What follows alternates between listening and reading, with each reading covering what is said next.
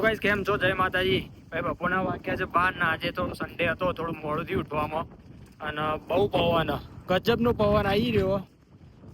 બધો વાદળો થયો, તડકો વડકો કાઢ્યો નહીં. અને ભાઈ અત્યારે જઈએ સ્ટોરે, ચાલતા ચાલતા હું અને સ્મિત બે થોડો સામાન લાવો તો આ નજીકના સ્ટોરે તે જતા આવીએ, ફરતા આવીએ સવારમાં.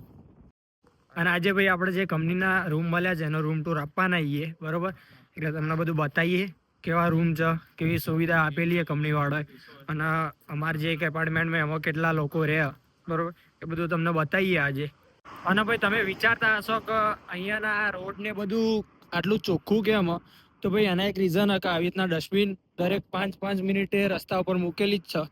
જો એક આટલા છે, એક ત્યાં મૂકેલી છે, તો આવી રીતના 5-5 મિનિટે આવી ડસ્ટબિનો આવતી જ રહ્યા, બરોબર? અને એક બીજી વાત કે ભાઈ અહીંયા આપણે બોટલ ને બધું વસ્તુ જોવા નહીં મળે. આપણે ઇન્ડિયામાં કેવું હોય કે રસ્તામાં બોટલો ને બધું પડ્યું હોય, હા ના, પણ અહીંયા કોઈ બી તરફ આપણે બોટલ ને બધું જોવા ના મળે. કેમ કે દરેક સ્ટોરમાં શું એક મશીન મૂકેલું હોય બોટલો માટે, કે ભાઈ એના અંદર બોટલ તમે ખાલી બોટલ નાખો તો એના બી પૈસા મળે, ખાલી બોટલના બી પૈસા મળે. તો અમે આ થેલીમાં લઈને જ આવ્યા, જે આપણે પાણીની બોટલ હોય ને એ બધી, બરોબર? એના પૈસા મળે. હું તમને આગળ સ્ટોરે જઈએ, અમે જે સ્ટોરે એમાં મશીન મૂકેલું જ છે, તમને બતાવું કે કઈ રીતના બોટલ એરી નાખવાની અને કઈ રીતના આપણે પૈસા મળે.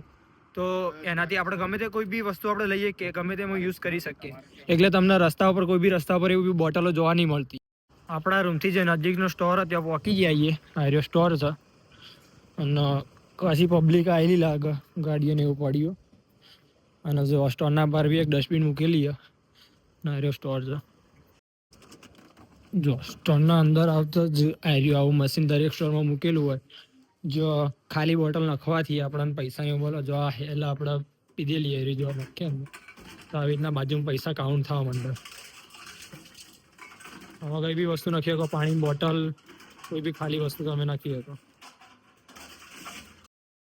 અને એક બોટલના 15 રૂપિયા, આપણે ઇન્ડિયાના 15 રૂપિયા મળે, અહીંના 15 સેન્ટ મળે. જો ભાઈ આ છેલ્લી પાણીની બોટલ જઈ અને એ આવી રીતના આટલા ટચ કરવાની, 1 કિલો 50 સેન્ટ મળે. આવી રીતના કૂપન આવી જાય. આ કૂપન તમે ત્યાં કાઉન્ટર ઉપર બીજી કોઈ વસ્તુ લઈને યુઝ કરી શકો. સ્ટોરેથી નીકળ્યા અને હવે રૂમે પહોંચવા થયા પાછા. તમને રૂમ ટૂર આપે અને બતાવીએ કંપનીના રૂમ કેવા. તો જો આ બધા પાછળ દેખાય બધા કંપનીના રૂમ જ છે. બધા કંપનીના રૂમ છે, શેકથી લઈને બધા કંપનીના જ રૂમ. જે આપણા કંપનીના એમ્પ્લોયર જે કામ કરતા હોય એ લોકો માટે. આપણે ઇન્ડિયાના ઘણા લોકો રહ્યા, પણ એવી રીતના આપણે કોઈ મળતા નહીં. કેમ કે ગુજરાતી આટલા અમે 3 જ જણા છીએ, બીજું કોઈ છે જ નહીં. આટલા બધા કાસા હશે કંપનીના એમ્પ્લોય, કેટલા હશે? 500 જેટલા હશે, 500 થી વધારે હશે, પણ 3 જ ગુજરાતી છીએ અમે. બાકી બીજા બધા પંજાબી કેટલા વાળા જ છે. બાકી બધા જેટલા રૂમ દેખાય બધા કંપનીના રૂમ. અને આપણે પોકે આપણી બિલ્ડિંગ જો, અરે આપણી બિલ્ડિંગ છે પહેલા નંબરની, બીજા નંબરની એવી રીતના લાઈન સ્ટાર્ટ થાય. અરે આપણી બિલ્ડિંગનો નંબર 641, બિલ્ડિંગ નંબર 1. તો ભાઈ આપણો રૂમ છે, 5મા નંબરનો રૂમ. અને એન્ટરન્સમાં ચપ્પલ મૂકવાનું છે, આ ખુરશી છે, જેકેટ લટકાવવાનું છે, એક નાનો કાચ આપેલો. બાકી તમને બતાવીએ, સીધો કિચન બતાવીએ. તો જો આ છે કિચન. એમાં આપણે ઇન્ડિયન સ્ટવ હોય એવા ઇન્ડિયન સ્ટવ, બાકી થોડા કબાટ આપેલા, થોડી આ વસ્તુ ગોઠવવા માટે, બરાબર? અહીંયા ટેબલ ખાવા માટે. અને અહીંયાથી આ બહારનો નજારો.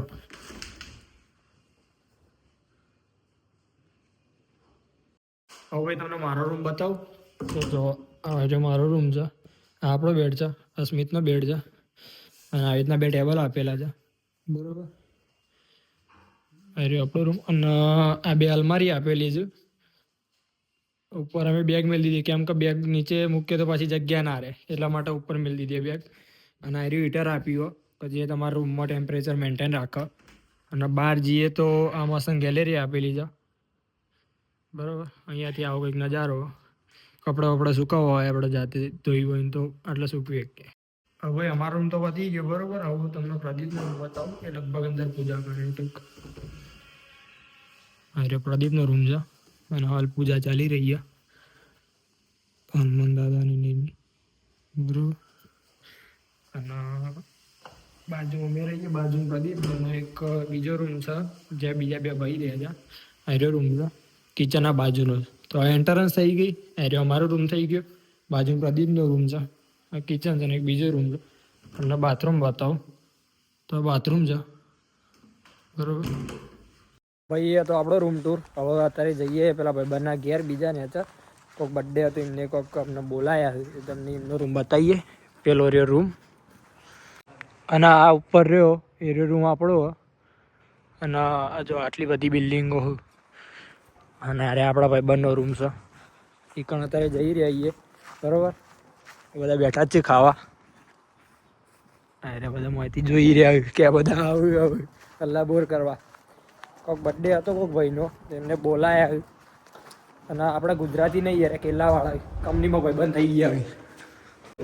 એ ખોલો રે ખોલો ખોલો ખોલો. સ્વાગત હે સ્વાગત હે સ્વાગત હે.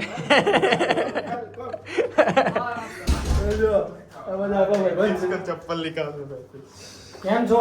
साफ किया क्या से छो की करबा એ ભાઈ આપણો ભાઈબંધ છે બધા. આ બધા એમના જ રૂમ.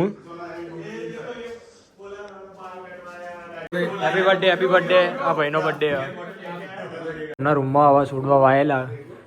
ના જો નાની મરચી બરચી આવેલી છે. આવી રીતના છોડ બોડ ઉગાડો તો એ બેનિફિટ જ છે. મરચા બરચા બહારથી લાવવા ના પડે. મેં આવી ભાઈ બરાબર. હવે પાસ્તા બનાવવાની તૈયારી ચાલુ હોય તો ડુંગળી કટ થઈ જઈએ, ટમેટો કટ થઈ ગયો ને અહીંયા પાસ્તા બફાઈ બરાબર. પાસ્તા બનાવી દઈએ હવે ખાવામાં. જો ભાઈ આપણા સ્મિતભાઈ બનાવે પાસ્તા મસ્તાન એકદમ.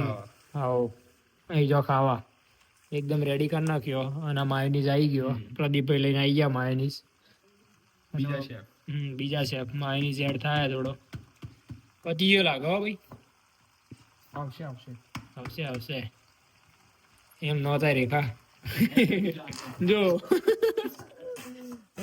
જો બળુકા બોલાવા પણ આવશે. બળુકા બોલાવા પણ આવશે.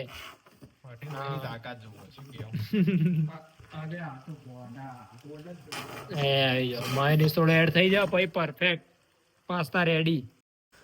જો ભાઈ પાસ્તા રેડી થઈ ગયા બરોબર.